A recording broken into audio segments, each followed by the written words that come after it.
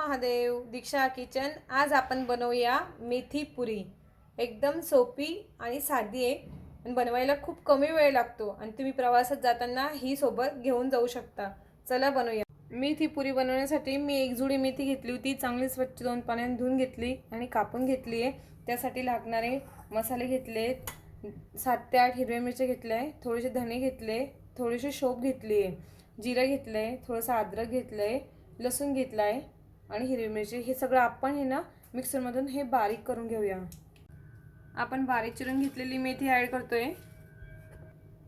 थोडीशी कोथिंबीर ॲड करते. बारीक वाटलेला हिरवी मिरचीचा मसाला ॲड करून घेऊया. मसाला वाटताना पाणी घातलं होतं मी आणि चवीनुसार मीठ ॲड करते. हळद ॲड करते थोडंसं. तीळ ॲड करते थोडीशी. 3-4 चमचे घेतले ते. मी ओवा घेतला इथे स्पून भरून, तो चुरून टाकून घेते. 1 वाटी मी गव्हाचं पीठ घेतलंय. मैदा घेतलाय मी छोट्या वाट्या 2 काचेच्या.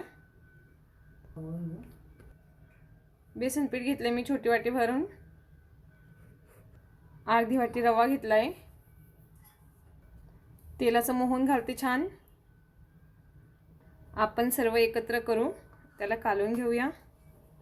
छान छान असं मळून घेऊया सर्व साईडने.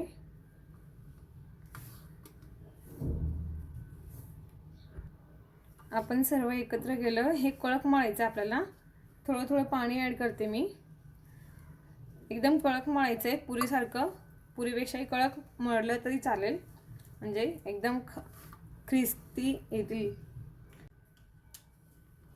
कडक मळून घेऊ छान, म्हणजे पुऱ्या छान आपल्या कडक येतील. तुम्ही 2-3 दिवस यांना राहू देऊ शकता पुऱ्या. आपण पीठ छान असं मळून घेतलंय. त्याला थोडंसं तेल लावून घेते आणि परत मसाज करून घेऊया पिठाची आणि 10 मिनिटासाठी आपण ठेवूया. मग पुऱ्या बनवायला 10 मिनिटांनी आपण पुऱ्या बनवून घेऊ. झाकून ठेवते याला. 10 मिनिटासाठी मी याला झाकून ठेवते. 10 मिनिट झाले आपले. आता आपण पुरी बनवायला घेऊ. छोटे छोटे गोळे करून घेऊया त्याचे.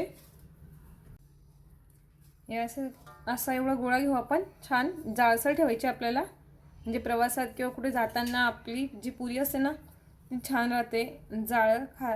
तळली पण छान जाते. हे असे छान गोळे करून घेते मी सगळ्याचे. हे असे छान गोळे करून घेतले मी. इथे कढई ठेवली. कढईमध्ये तेल टाकून घेतलंय. तेल तापते तोपर्यंत आपण पुरी लाटून घेऊया. मी एक पुरीचा गोळा घेतला, त्याला थोडंसं तेल लावून घेते आणि लाटून घेऊया. असं ह्या पद्धतीने, अशा पद्धतीने आपण सर्व पुऱ्या लाटून घेऊ. तेल गरम होतोय तोपर्यंत आपण छान पुऱ्या लाटून घेतल्याय. तेल आपलं गरम झालं, टाकून घेऊया. छान तळून घेऊ. बारीक गॅसवर तळायची, म्हणजे जेणेकरून आपली पुरी ही पूर्ण फुगेल आणि छान लागेल. आपली पुरी छान झाली. आपण पलटी करून घेऊ त्याला. हे बघा किती छान होते. अशीच आपण ब्राऊन करून घेऊ ती पण साईड, आणि छान फुगली पण ती पूर्ण. अशा पद्धतीने आपण सर्व पुऱ्या तळून घेऊया. आपण पुऱ्या छान अशा तळून घेतल्याय. तुम्ही करून बघा, खाऊन बघा आणि कमेंट करा.